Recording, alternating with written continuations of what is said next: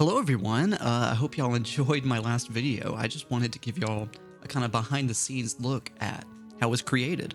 And if you're subscribed to the channel and didn't see my previous video, I just released a video that was about adding the mechanics of Tears of the Kingdom to the gameplay of the Wind Waker.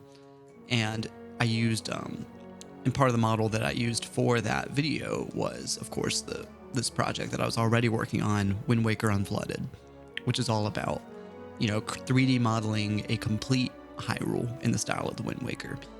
For the video, I did not use a complete Hyrule. I kind of like snipped out a lot so that it was basically just Hyrule Field. There's a couple of extra details that got left in. So you can kind of see, like, this will be, this might be Tingle Mountain over here.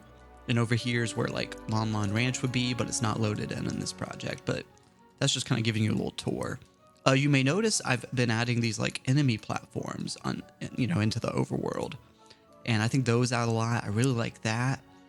Also, kind of as per Breath of the Wild, I added these like skull-shaped like enemy camp hideouts, basically, like you see in that game, and I really like that, just kind of extra detail. Because that was always the challenge with Wind Waker Unflooded, with this part of the map, especially. Because I didn't want to change this, because this is the only part of Hyrule that we see in the game. But like, as you can see, when you get close to it, there's a lot of this like tree detail that is just a texture, right? And I'm thinking like I could add to that, I could change it, but also that would take time. And also I kind of don't want to undo the work of the original game. If anything, I'm trying to lift that up. So I'm kind of thinking that all the extra added detail will just be in other parts of the world. And I kind of want to leave this section alone, just because this was, of course, what inspired the whole project. And I think a lot of other Wind Waker fans can relate to that, is exploring this section of the world and looking out at Hyrule and just going, I wish I could explore the rest of this map. The game just doesn't let you. But anyway, I mean, that's just a look at Hyrule on the ground. Let's take a look at what's new for the video and take a look at the Skylands. So we're going to unload Hyrule on the ground and load in the Skylands. So there they are. So you can also see that with the Sky Islands, I've loaded in this cloud geometry. Oop, there's a lot of them. I did not need that many of them.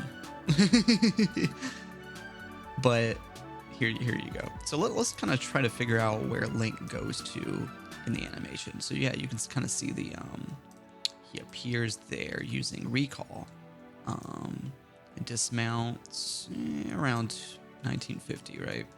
Excuse me. Let's just do it this way. No, 1950 was further on. I think he dismounts around like 1,000, right? Yeah, there he is. So yeah, these are the Sky Islands. I wish that I could have, like, I don't know if the game was already out, I could have referenced like the in-game map as you unlock it and try to figure out what the Sky Islands actually look like. I was hardly even referencing the actual trailer when I was modeling this. And you can tell that I'm using the same kind of like copy-pasted asset. Like I made one island, and then from that I made all the islands, right? So I don't know, it's like this was made like kind of very rough and quickly and dirty, but it's not like, I don't know, like I could do my best looking at the trailer, but it's not like I actually have a map of the Sky Islands right now. So I kind of didn't want to worry about it. I do like, detail I like is I tried to pull a lot of assets from Hyrule, and maybe this like drawbridge is a little too on the nose, and you look at that and you go, yeah, I know that's Hylian architecture. But I really like these kinds of like, this like bridge detail. That was like kind of in the shape of these like shrine buildings that you see in the trailer. I really like what they add. And especially just like lining them all up here. Like I really like that look. And I love the vegetation style. You can see that like there's a little bit of jankiness with the how these trees and bushes are loaded in. I probably could have fixed that before the video dropped, but it's just because all of these trees and bushes are I'm using a particle system to generate them. So let me show you kind of what that looks like. So as I'm modeling, I have a vertex group this is embarrassing. As I'm modeling, show me. Oh, it's because it's not yeah, excuse me. It's because I already like added it to the. What am I trying to say? I applied the particle texture already. Not particle texture, the particle system. Maybe this will make more sense using the Central Hyrule asset, because I think just because I want to show y'all what that looks like. So when I'm adding vegetation, yeah, this I have nature and trees. I think trees is a leftover vertical vertex group. Excuse me. I was looking for a thing and now my words are getting all jumbled. That's just how it goes. But yeah, I just want to show y'all what my process is. So whenever I'm working on something and I want to add vegetation, I don't just like copy paste a model of a tree. I'll select the vertices of the ground where I want nature to be. And you can see that like I've done this for a lot of this kind of new geometry on the map. Like over here is kind of where, like I said, this is kind of where Lon Lon Ranch is. So it's like you have trees that are like going to be surrounding the ranch. And so that's how those are loaded in. It's not like, you know, and people who know Blender are going to be familiar with that kind of thing. But I just wanted to show that off for anyone who wasn't really familiar with how that works. But let's look at the Sky Islands again. Let's look at them a little more. So we have this construct. And I mean, I think clearly you can kind of tell what's going on here. It's an Armos from the Wind Waker. Same exact model. All the models I'm using have been pulled from the modelersresource.com. That was a huge help. Because, I mean, I don't know where I would have found the models without that website. But yeah, you look at this construct, it's just an Armos with arms, and it's Link's arms. They've just been retextured with the Armos texture. But that being said, I think it's effective. Like seeing an Armos float like that, like it doesn't look weird to me. I didn't mind seeing it that way. I was really proud of this stick breaking moment too. And that's just like, you know, it's just a really typical default Blender explosions simulation. So it was like really easy to pull off. But I made these sticks, of course, just from taking the bark texture from the trees, just making a smaller object with that. And I was really satisfied with, I just want to play that again, like that moment where it snaps. I feel like that was satisfying. Because really, I'm not much of an animator, you know? Like you look at this kind of walk cycle, like this looks pretty rough. There's no ifs, ands, or buts about it. Like that's a pretty bad walk cycle. So anytime like I'm animating and something good happens, I'm very proud of it. I really liked this section as well. And something I want to show y'all with this section is, I don't get to go into the graph editor much, so let's do it. Let's go. This is exciting for me. So this glow texture has, I'm animating the intensity of the glow with a modifier here. And I just kind of want to show y'all what that looks like. Because in the video, you may notice that it kind of glows repetitively. And like I said, if you're familiar with Blender, this stuff's not going to be new for you. But like, I think if you don't know anything about this, then this is kind of an interesting introduction.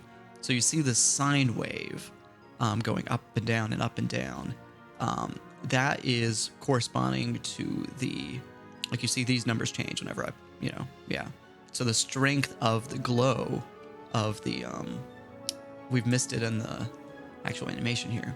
But whenever he selects an object, the same thing, I've used the same effect for Ultra Hand and Recall whenever an object is selected. And it's like, I like using a sine wave to animate the glow because it just adds an extra kind of pulsing detail that I think really lets you feel like it's selected. Maybe for another example of that, let's just go ahead. Excuse me. I have a southern accent. Sometimes it peeks through. Let's look at the Ultra Hand section. Because that's, I feel like, is a good example too of just being able to see things selected. So, because we have, and I use a wireframe modifier to create that glow in the first place. It probably would have been more satisfying to figure out like using the solidify modifier, because that creates an actual outline around the object, not just its geometry. That being said, I feel like it, I still like the way this looks, and I was having some issues with the solidify modifier as it happens. But yeah, I'm really proud of this. I really like the way it looks, and I mean, some of the geometry, like I said, like it's pretty simple. Like this is not a pretty island here. Like if I was actually a game designer, I would not be comfortable with with a player having free reign over an environment like this. But I think it's good enough for a short little video. I got this whole thing done in like a day. I wasn't really laboring over the details. I just wanted it to have a general effect. And I'm fine with that. I don't want to extend that to the actual Wind Waker Unflooded project. I want that to, like, see, there's some jankiness here with the trees. And normally I wouldn't let that slide, but like I have trees like spawning into each other. I have a couple of that happening here. And I just didn't worry about that for this project. Like it was just quick and dirty, just good enough to, get it done. I love these fans too. If you recognize them, this asset was pulled from the Wind Temple in the Wind Waker. So it's directly pulled from a fan asset in the game. And I tried to do that as much as I could. Like instead of creating new things, if I can use what's already there, then that's gonna be a much better way to go about it. But anyway, let's look at everything in one shot. So this is is this Hyrule. I have these clouds added in to kind of help smooth over the edges. But this is the entire project file. So comment down below if you have any other questions, if there's anything you feel like I could have showed in this video that I didn't show. How about let me show you all of this in a render view so you can see the sky. It's prettier that way. And that'll be it for the video. But yeah, like I said, comment if you have any questions. If you want to see more kind of behind the scenes videos like this. I thought this was fun, and hopefully you found it insightful. So yeah, this is the kind of viewport that I'm used to. So without further ado, subscribe.